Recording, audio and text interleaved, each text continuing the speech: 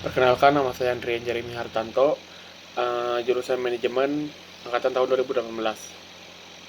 Pentingnya mental profesionalitas Kristiani di zaman akhir kini. Kita tidak pernah tahu kapan Tuhan akan datang ke dunia ini untuk yang kedua kalinya.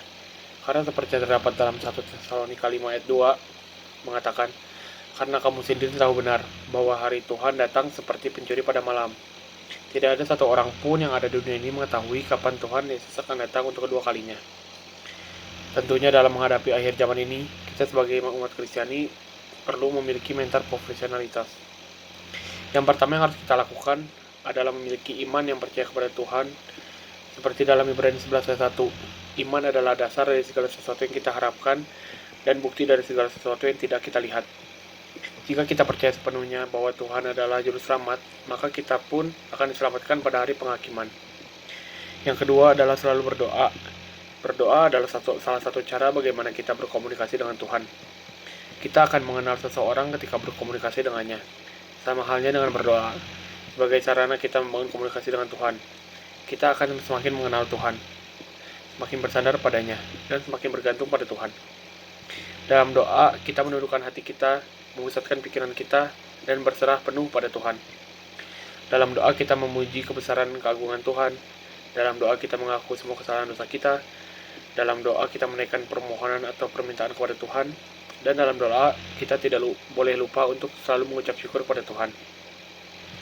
Yang ketiga adalah kasihilah sesama, seperti yang terdapat dalam Matius 22 ayat 39, yang berisi, dan hukum yang kedua yang sama dengan itu ialah kasihilah sesama manusia seperti dirimu sendiri. Yang kedua adalah seperti ini, kamu harus mengasihi sesamamu seperti dirimu sendiri. Dalam Alkitab juga banyak sekali firman yang memberitahu bahwa seberapa pentingnya kasih dalam kehidupan sehari-hari. Bahkan ada satu ayat yang mengatakan bahwa Allah sendiri adalah kasih. Apabila mengasihi Allah adalah hukum kasih yang pertama, mengasihi sesama adalah hukum kasih yang kedua. Kedua hukum kasih ini tidak dapat dipisahkan. Siapa yang sungguh-sungguh mengasihi Allah, maka ia akan mengasihi sesamanya. Kadang sulit untuk mengasihi orang lain seperti kita mengasihi diri kita sendiri. Namun, apabila kita sudah memahami seberapa besar kasih Allah kepada kita tidak akan ragu-ragu untuk mengasihi orang lain, karena kita sudah menerima kasih yang begitu besar dari Tuhan.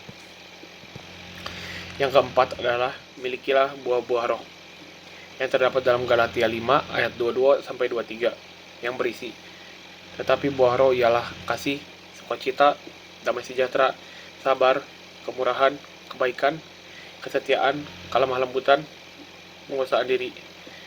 Tidak ada hukum yang menentang hal-hal itu. 9 karakter buah roh itu dapat dikelompokkan menjadi 3. Pertama, karakter ini dapat berhubungan dengan Allah, yaitu adalah kasih, sukacita, damai sejahtera. Yang kedua, karakter ini berhubungan dengan sesama, kesabaran, kemurahan, dan kebaikan. Yang ketiga, karakter yang berhubungan dengan diri sendiri, yaitu adalah kesetiaan, kelemah lembutan, dan penguasaan diri.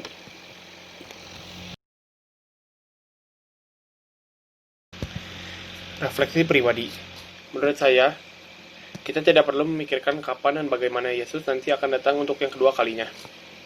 Karena kita pun tidak akan tahu kapan Yesus akan datang. Yang harus kita lakukan adalah hidup sesuai dengan kehendak Tuhan. Semua perbuatan baik yang kita lakukan tidak akan membantu kita untuk masuk ke dalam kerajaan Allah.